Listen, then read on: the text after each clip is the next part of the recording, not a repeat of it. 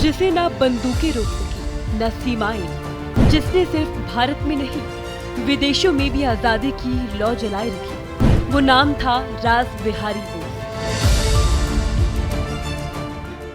वो नाम जो आजादी की लड़ाई में एक साए की तरह हर मोर्चे पर साथ रहा।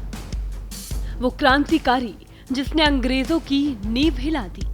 आज हम नमन करते हैं रास बिहारी बोस को। रास बिहारी बोस एक ऐसा नाम जिसने भारतीय स्वतंत्रता संग्राम को अंतर्राष्ट्रीय स्तर पर पहचान दिलाई। जन्म 25 मई 1886। बंगाल में जन्म हुआ, लेकिन दिल में था पूरे हिंदुस्तान का दर्द। 1915 में गदर आंदोलन में अंग्रेजों के खिलाफ क्रांति का बीज बोने वाले बोस जब भारत में खतरा पड़ा तो जापान चले गए, लेकिन वहां भी उन्होंने आजादी की लड़ाई को रुकने नहीं दिया।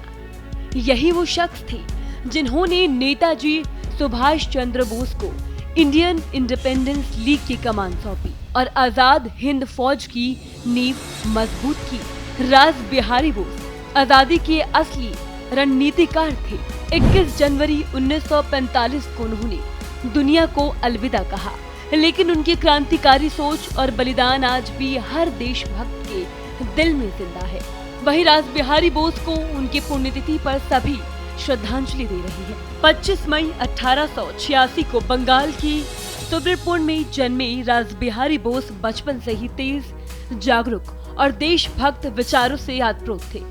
ब्रिटिश शासन की क्रूरता ने उनके भीतर क्रांति की ज्वाला जगा दी थी। उन्होंने सरकारी नौकरी छोड़ी और आजादी के आंदोलन में कूद पड़े। 1912 में वायसराय लॉर्ड हार्डिंग पर बम फेंकने की घटना ने उन्हें ब्रिटिश सरकार की आंखों का कांटा बना दिया। जब भारत में हालात कठिन हो गए तो बोस 1915 में जापान चले गए, लेकिन वहां जाकर भी आजादी की लड़ाई उन्होंने जारी रखी।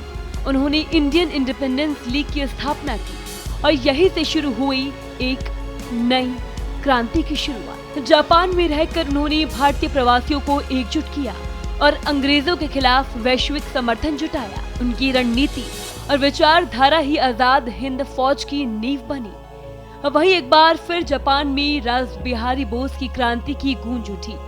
आपको बता दें कि भारत के सभी बड़े राजनीतिक दलों के सांसदों का एक प्रतिनिधि मंडल इन दिनों जापान के दौरे पर है। इस दल का नेतृत्व जेडीयू के सांसद संजय कुमार झा कर रहे हैं। इस प्रतिनिधि मंडल ने टोक्यो के टामा कब्रिस्तान में जाकर भारत की महान स्वतंत्रता सेनानी रास बिहारी बोस को उनकी जयंती पर श्रद्धांजलि दी। जापान में भारतीय दूतावास ने सोशल मीडिया पर एक पोस्ट में बताया कि दल पहले महात्मा गांधी को श्रद्धांजलि देने गया और फिर रास बिहारी बोस को भी याद किया, जिस मिट्टी की खातिर उन्होंने सब कुछ छोड़ दिया, जिस आजादी के लिए उन्होंने अपनी जिंदगी कुर्बान कर दी।